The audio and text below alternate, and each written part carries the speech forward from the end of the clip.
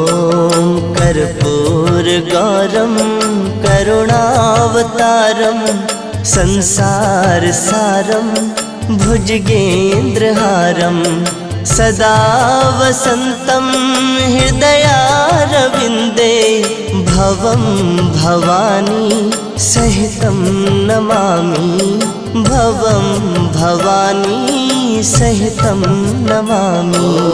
कर्पूरगौरं करुणावतारं संसारसारं